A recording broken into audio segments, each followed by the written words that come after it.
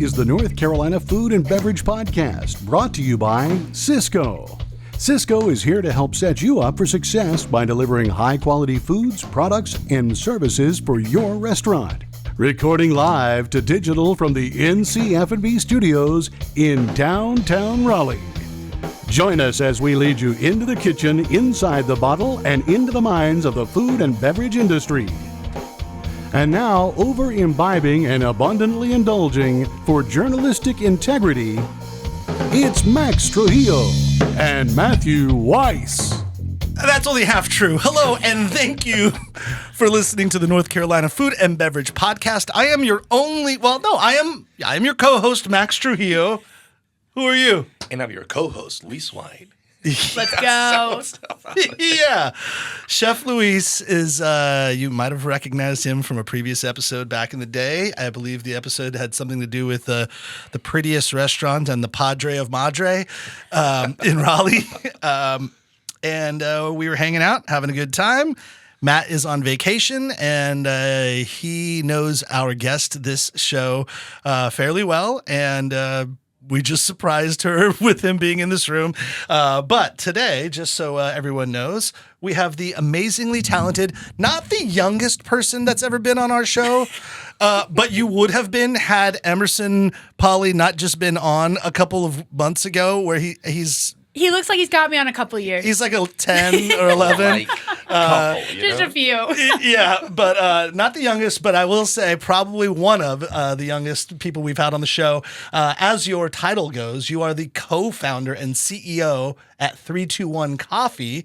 You are a keynote speaker. You're the recipient of NC State's Park Scholarship, a 2020 cohort of the Andrews Launch Accelerator. You've won so many entrepreneurial things as well. Anyhow, it's amazing to have you in here. Welcome, Lindsay, Wrege, to the podcast. Thank you, Max, and thank you, co-host Chef Luis. Snap, snap, snap. We've discussed having you on the show, and it took a little while to finally wrangle you to get you back over here to the studio.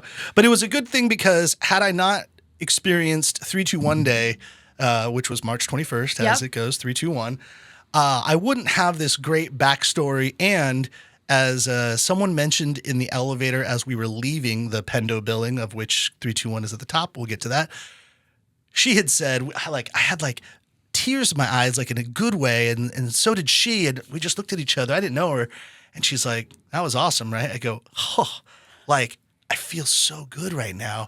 She's like, it's like that felt like a workout for the soul. And I love that. Yeah, and it's because of you. It was crazy. Luis, you're aware of 321 Coffee, oh, yeah. And you know what they do, and we'll get into that too, but my God, for your day, you had everybody come in, and I saw so many people from different walks of life and businesses and cross culture, like everything. It was a great assortment of people. And then Lindsay just grabbed everyone's attention and did a keynote speech about her business. And there wasn't a dry eye in the house in the best way possible. It was like we were all in tears of joy, and it felt so good. I'm not a religious guy. I don't get into all that stuff, but I felt like I had a religious experience. So I had to say that at the top, because it was so impressive, and you're like my new idol. Atta boy. Yeah. Thank you. Seriously, for all of that.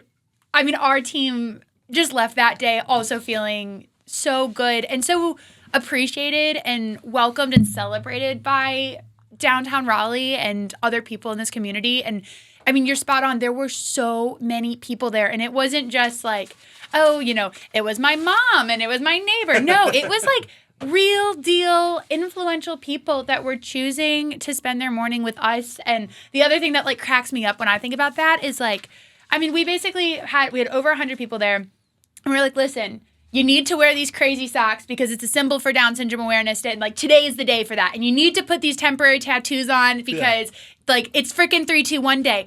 And there was no hesitation from anyone. Awesome. All these people were taking their shoes and socks off, which is the biggest no-no of any business setting.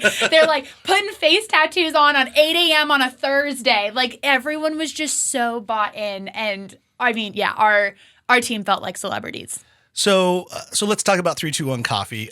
who are your employees of 321 Coffee? Yeah, so we are a coffee shop and roaster that focuses on employing people with intellectual and developmental disabilities. So IDD is sort of the abbreviated version of that. Yeah, I wouldn't have known to say it that way. I There guess you I could go. have read Me your neither. bio That's and probably good to done it. learn. Learning something new. Yeah. And you have how many locations now at this point? We have 5 stores open, and number 6 is under construction, which is awesome. Yeah, and your locations are strategic, I would say, like in a good way. Like you're not just on the corner of a street somewhere. You're mixing it up right in the center of business. I mentioned before, Pendo is I laughed. One of the people that were in attendance was someone that worked for Pendo, and he and I were talking about Pendo and what it does. I still kind of don't know what Pendo Me does. neither. Yeah, it's confusing. Do you know, Luis, what Pendo does? Someone told me, they said, it's good, it's complicated, don't worry about it. And I Yeah. said, Okay. cool.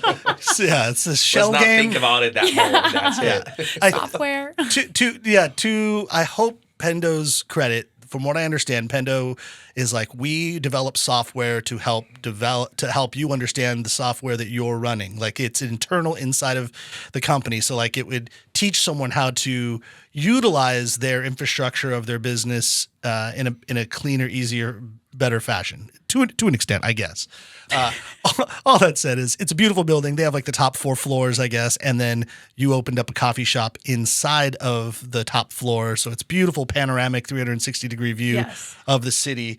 And then with that, like, because of the nature of 321, like you're able to build a really strong, consistent neighborhood community of clientele. And I think that's probably essential for that dynamic, right? Like people like Absolutely. What we're trying to do is, one, create employment opportunities that are really meaningful for people with disabilities, right? That's the big impetus.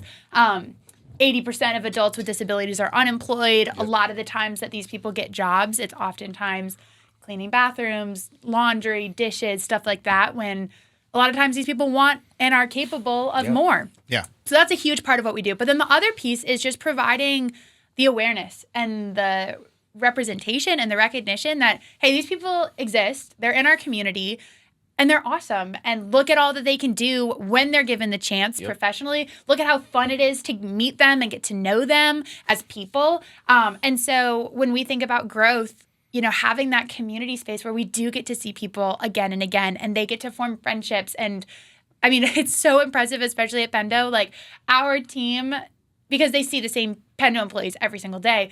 They know their names. They know their dogs' names. They know they play tennis. They know their morning drink is the Americano with French vanilla, but the afternoon's a kombucha. Like our people know. And That's awesome. It's awesome. And it's beautiful. And it's so cool too when like Pendo employees will travel, whether it's for vacation or for work.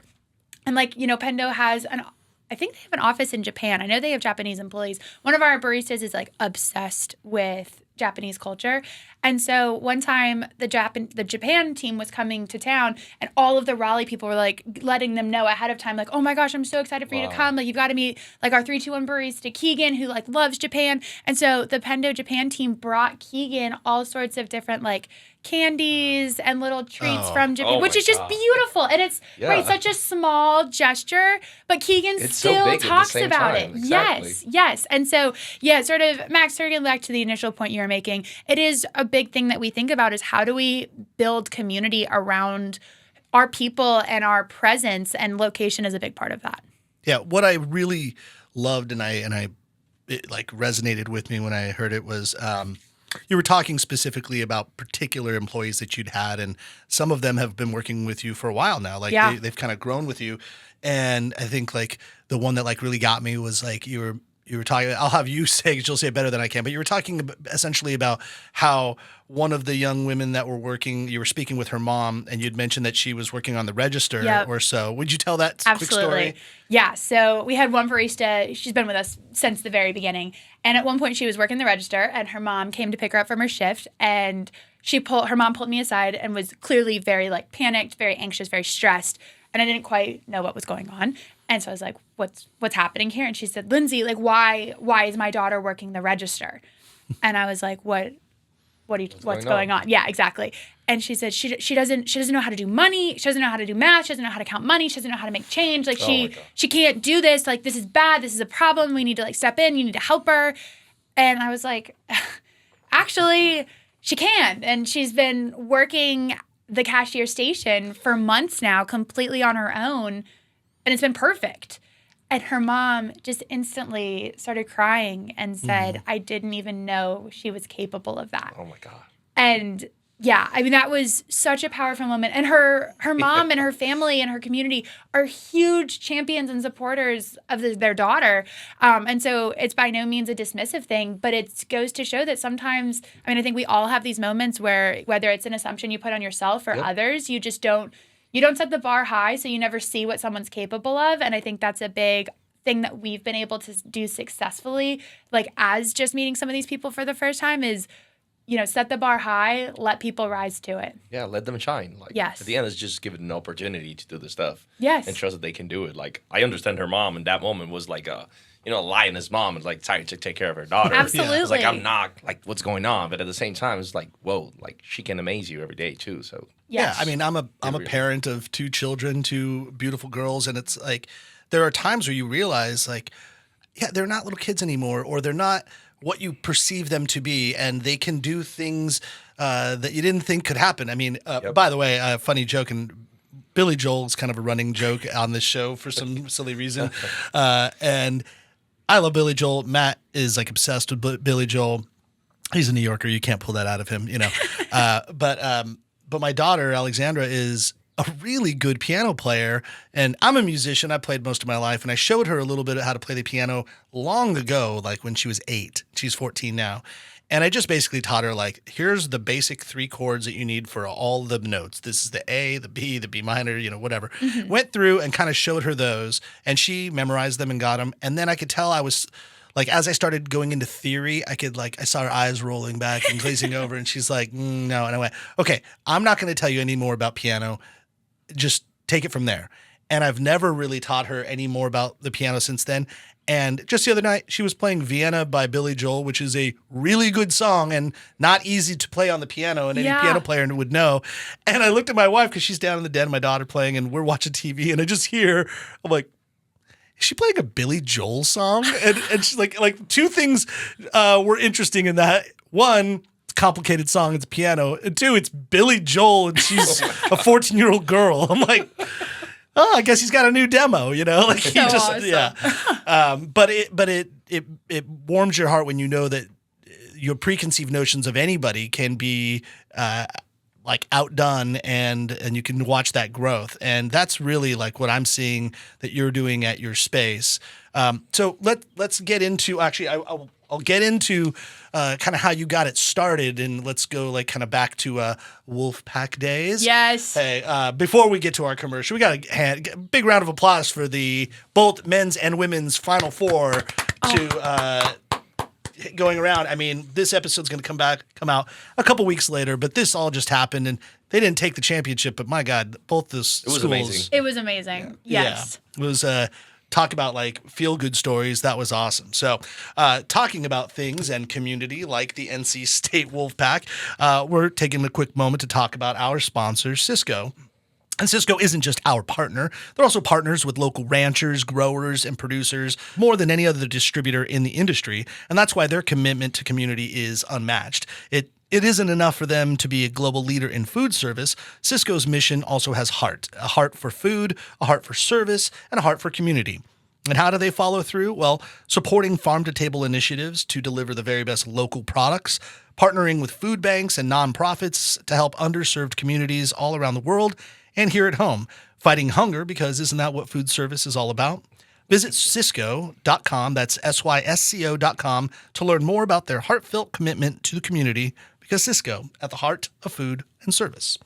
If it's grown, raised, caught, or made in North Carolina, it's got to be NC. Look for the GTB NC signs to shop for what's truly local. For those that listen to this show that are on the inside, you might be a chef, a restaurant owner, you make a consumer packaged good, a farmer. Well, become a member of Got to Be NC, because becoming a member not only helps with public events such as trade shows, farmers markets, but we also do these educational trips like the chef field trip to Tidewater Grain, for instance, or going to the NCRLA Chef Showdown or the NRA Food Show in Chicago.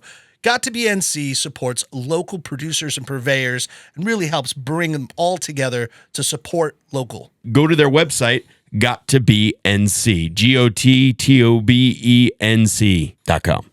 If it's got to be, it's got to be NC. I'd like to just peel it back a little bit. Luis, we're going to get into your story too. You've got Don't things. worry. I'm super excited hearing about all this. So Yeah, it's awesome. but for listeners that want to know what's going on with Luis, some changes happening. I like to just throw it out there and stay late into the show, and you'll hear more about what he's got planned and things that are happening in his career. But going back to your NC State days and your entrepreneurial side of things, I think that's even how maybe you even know my wife, because she sits Yep. on the entrepreneur board at NC State and helps the students go through there. But talk to us a little bit about this concept, because I believe it was generated while at your time at NC State. Yeah, it was very early, like first couple months freshman year. I guess before that, my connection to all of this, I grew up with some of my best friends being girls with disabilities back when I was in third grade, switched schools, didn't know anyone, and they were my first friends. So very much grew up in the world that's centered around disability inclusion and adaptive, sports events and prom and dance classes and all of the things. And I loved it. So I really saw firsthand, all these people are capable of, but then what I mentioned earlier, how difficult it is for these people to get jobs. And, Yeah. oh, great. My friend has a job. This is awesome. I'm chatting with her one day. I'm like, girl, this is so great. And she said, thanks, Lindsay. But all they let me do is clean bathrooms. And it's like, damn, like that. I mean, it sucks in general. And then it sucks extra when it's one of your friends of 10 plus years. So anyways, that was sort of the context where I came from. And then when I got to school, at the time, I actually wanted to be a doctor. So my plan was med school, pre-med. Mm-hmm. And this whole coffee concept was like, oh, this would be such a fun thing. Great side project. We can purposefully create employment opportunities that target. Well, and because you love coffee so much. Mm-hmm, yep. She's a fan. Big fan. Big of fan. coffee. Yep. All right, continue. So, yeah, not for a love of coffee, but truly it was. Hold on. The joke is that you said it out in your meeting, and you said it at your presentation, but you're like, I don't actually drink coffee. Yes. I love it. So but that's that means fine. we have really great non-coffee things on the menu. Uh-huh. Yep. That's right. So it was not for a love of coffee, but truthfully, it was a very low barrier entry point. We rented a folding table from our student union. We bought a coffee maker from Target, and just like that, we had ourselves a mobile coffee setup. And so the idea from the get-go was always inclusive to people with disabilities, and it was all about creating this visibility to the rest of the world of like, hi, these people are in our community, and look at all that they can do. So that was the impetus. And what was really amazing was that I was at lunch one day randomly with people, I had just met, and I was like, yeah, I would love to start a coffee shop that focused on employing people with disabilities. And every single person at that table said, that's awesome. I would help.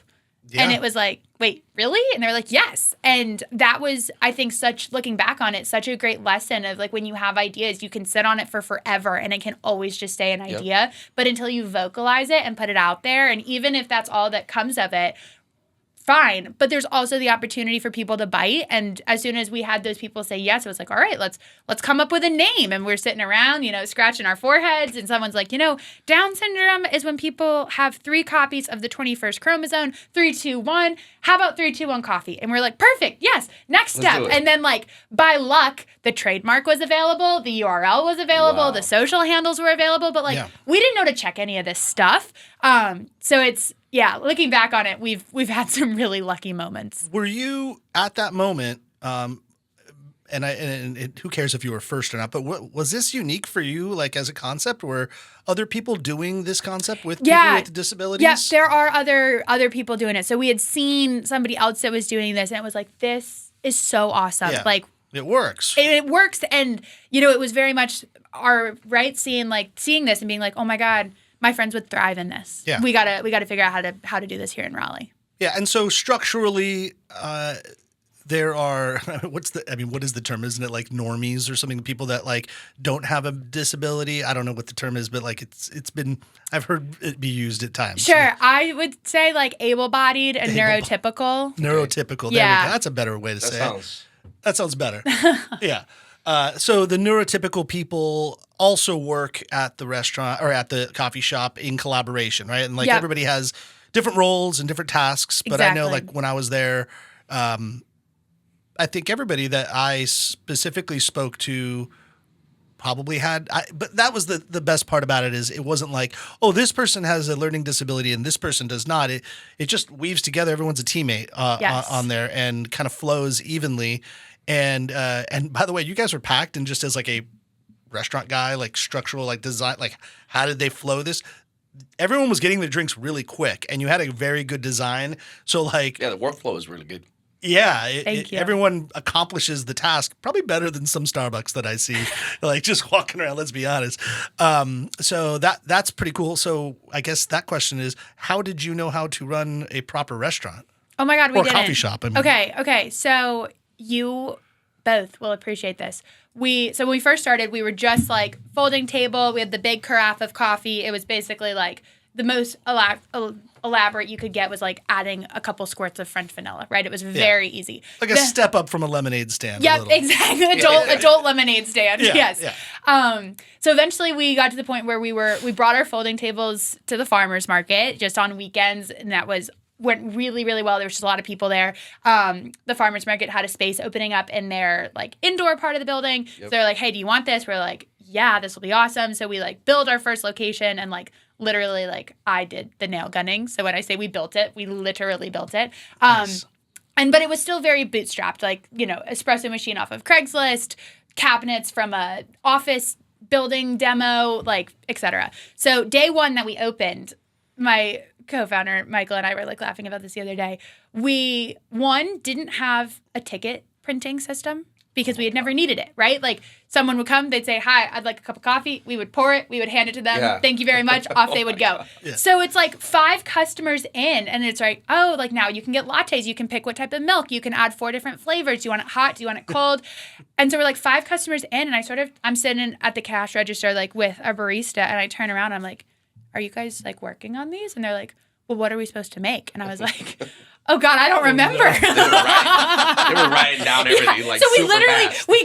we grab a pad and a pen, and we just start writing down orders and crossing them off as we go. And like it's right, because we literally did not even think that, we should probably have some way of tracking the orders that are coming in and the person that it's supposed to go to and all of those steps.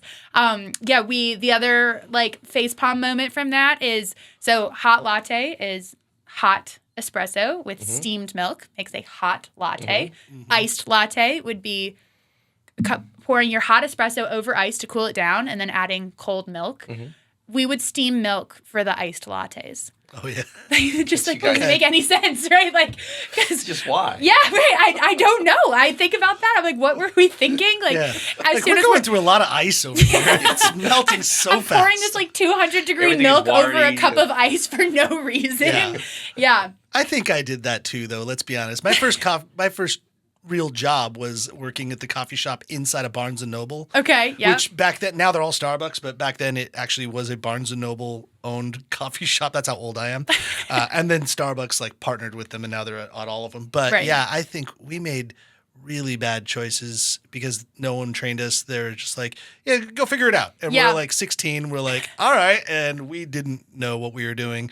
But also coffee shops have a little place in my heart because after working there, I worked at another place for like 2 years, and it was like a legit roastery. Like, oh, cool. It's where all the like, a lot of eye makeup, and that was on the guys. Like a lot of like, Cure listeners and emo guys. Like there was a lot of poetry being read. A lot of like the snaps were happening. And so a very emotional, brood of people. But it was fun. It was a really cool spot. So like I love the coffee shop. Is it a moment of your life that like you think nobody understands you and you just like kind of feel independent. Yeah, exactly. And it was cool because you're just kind of it's just you and your cynical team of coffee people that like look at what he's here comes another pumpkin spice latte, bitch. Oh my God. Like that. Everyone's just complaining. So actually that is like the best part of it because people with learning disabilities or so, like they're having a far better time in life than most people are. Like, I'm always stressed out about bills and, whatever, doing things. And then, like, you spend, like, 10 minutes with somebody at 321 Coffee, and you're like, oh, I just want to be there. I want to, like, have a happy time and feel good. Yes. So what better way than just to put someone that works, that's typically the cynical jerk at a coffee shop, and like actually have somebody kind of nice be the person that makes the coffee. That's really cool, actually, and refreshing. We have a lot of very unique moments that come out of our stores because, to your point, like our team, they are so good at living in the moment. And like I remember one time it was at the Pendo shop. Pendo's founder and CEO is named Todd Olson. He works out of the Raleigh location.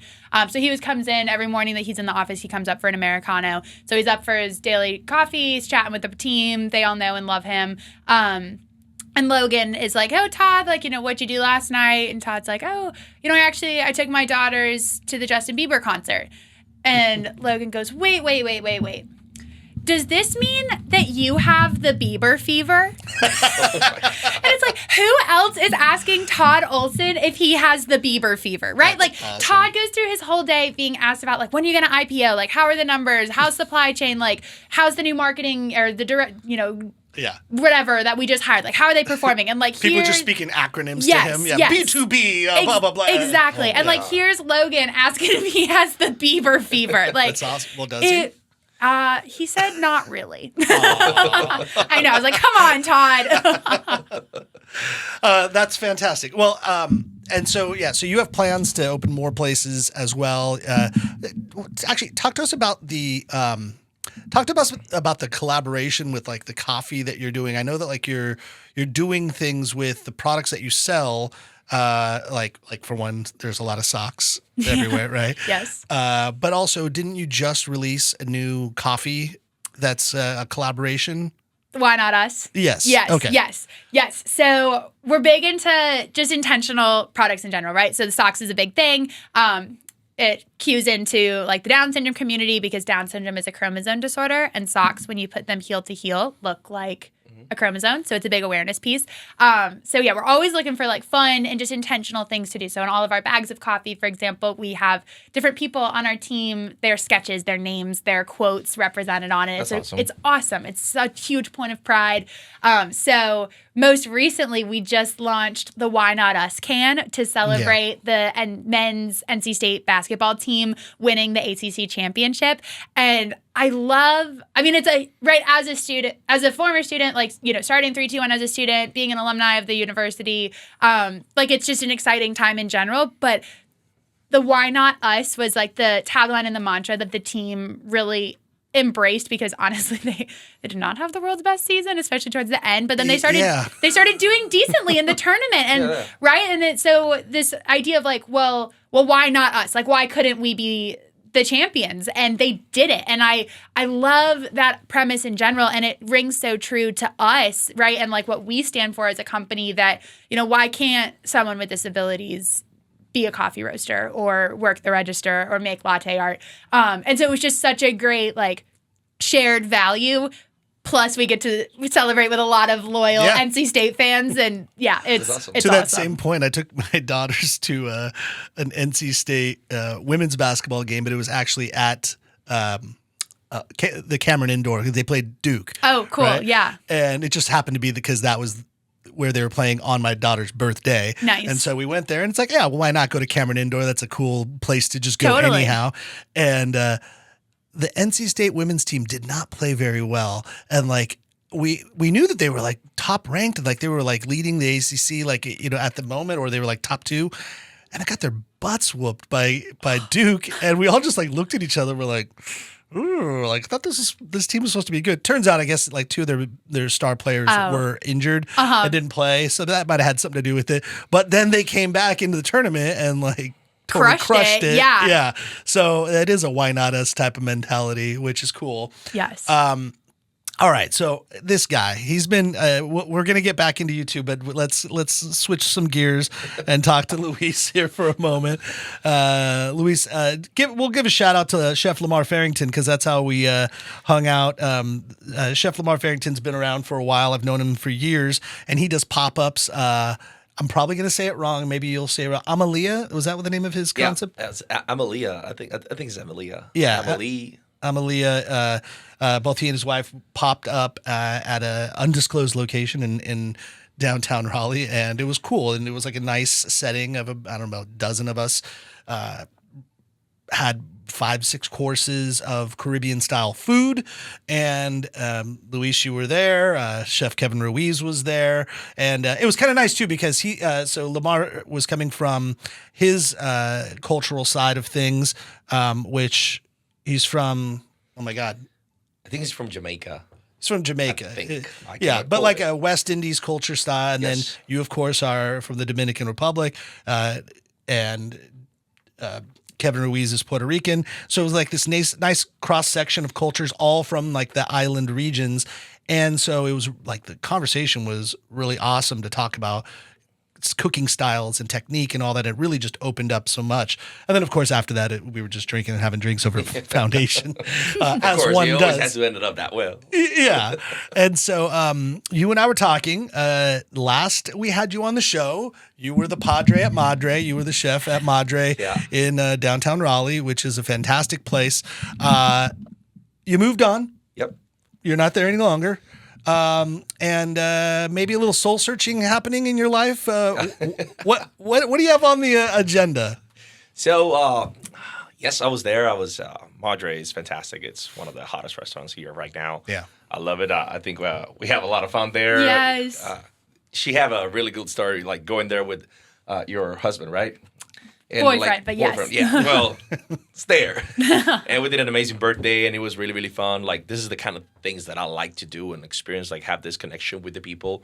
And I've decided to move on and do my own thing. I've been creating something, and like it's really fun that you mentioned like your ideas. You should verbalize. You should talk about it. Yeah, put it out there. Yeah, exactly. So I've been in my mind thinking about like my goal is to have my own thing, and my brand and my idea of what I want. So that's how it comes Lagana. Lagana, it's the fun name of the restaurant, of the idea that I want to have. And Lagana, basically in Spanish, is the abbreviation of saying, like, you do whatever you want. Like, you haz lo que te da la gana.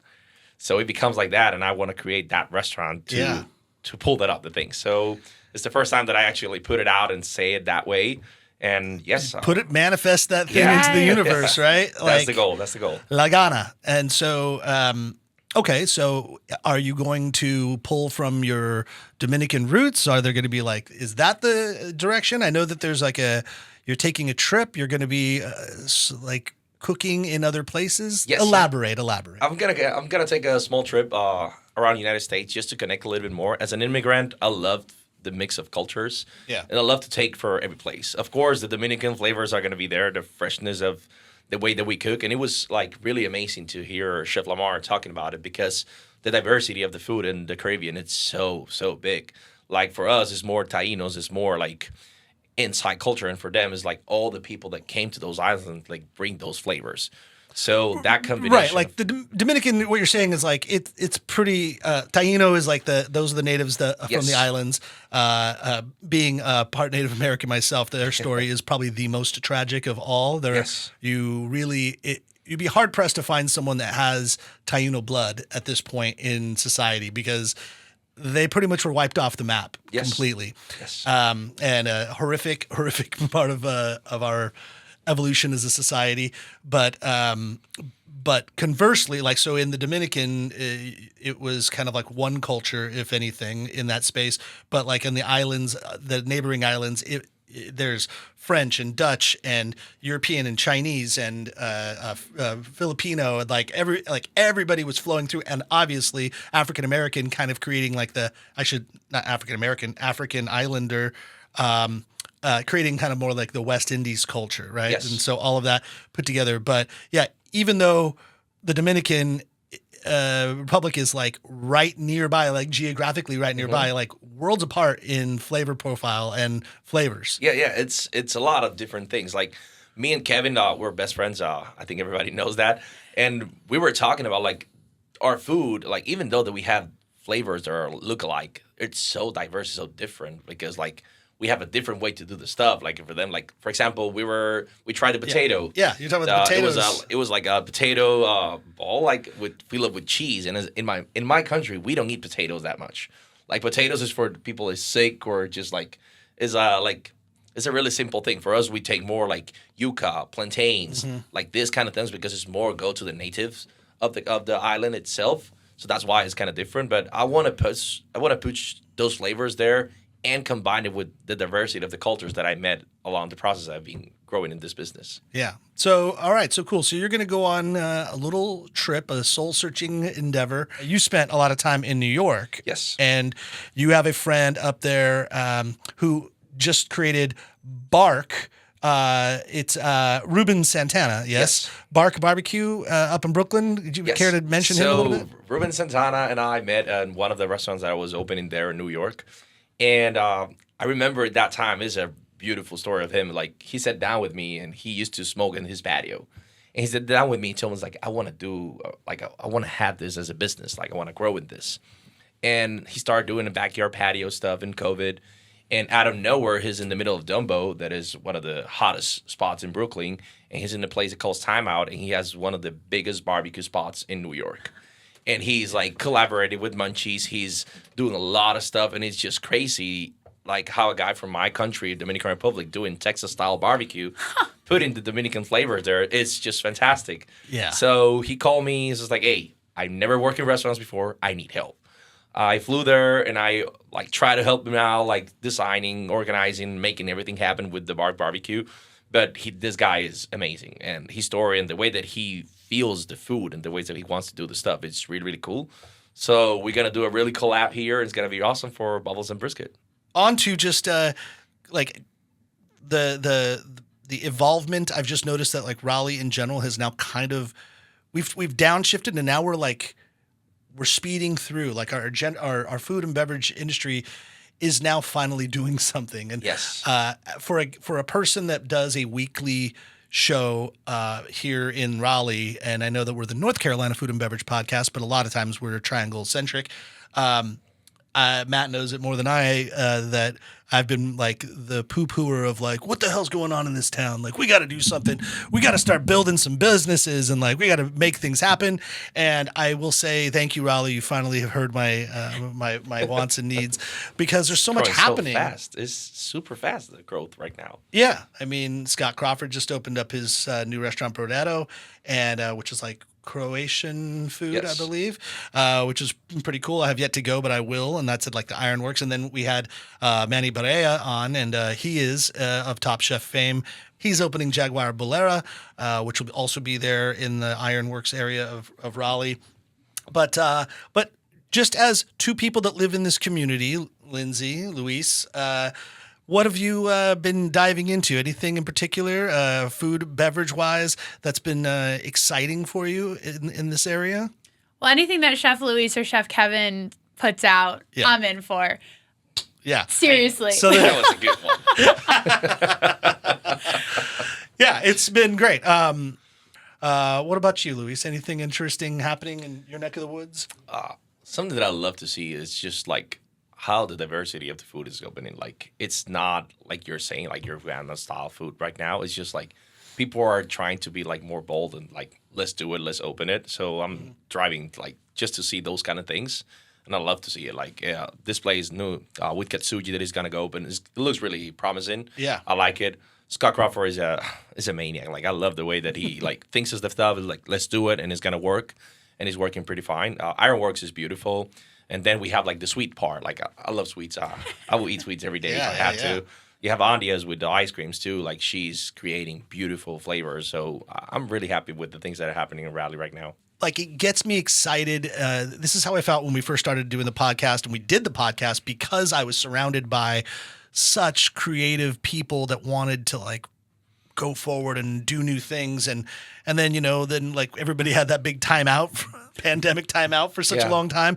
But I do feel that that energy kind of sparking up again, and it's people like Andia and Scott Crawford and yourself and Kevin and all. Like, it's really cool to see all of this excitement and growth again, and this triangle area is going to pop again, as we were thinking. Yep. And I think that what you just said, right? It's all these people that like have some fun idea and they just say like, okay, let's give this a shot. And I think that because that's where, right, like Tyler with coming up with Madre as like an ode to his mom, that's just such a fun and beautiful premise. And it is. Yeah, and I think that that's what makes so many of these concepts that do land well, like I think that's what makes it successful, because the people that are putting their heart and soul into it are so excited and energized to do it. Yeah. No, I love that. Well, I appreciate both of you coming in today. Like, is there anything in particular that we should be looking out for at 321 Coffee, like upcoming? We've got some exciting news that we're working on. Stay tuned, because 321 will soon be available in some local grocery stores. We'll leave the excitement there, but awesome. follow on social media to see where we'll be, and when the time comes, show up to buy some 321. Oh, that's awesome. That's awesome. And Chef Luis, of course, you've been helping out over at the Willard too. Yes, I'm at the Willard now. I'm doing some consultant there and doing a few pop-ups. We have one in Gardner. We have a few stuff coming in soon, and after that, I cannot tell you more, but it's going to be interesting. Follow along. Yeah, that's awesome. So yeah, and your Instagram handles are down there in your title, so everybody follow them and to check it out. But I do appreciate you all. I'm sure Matt wishes he was here, but he's on spring break with the family, wrangling his children as we speak. So for Matt Wise and for Luis and Lindsay, thank you very much, and eat and drink merrily. Thanks for listening to the NC F&B podcast. And if you've stuck with us this long, review us on iTunes, and remember, 5 stars are encouraged.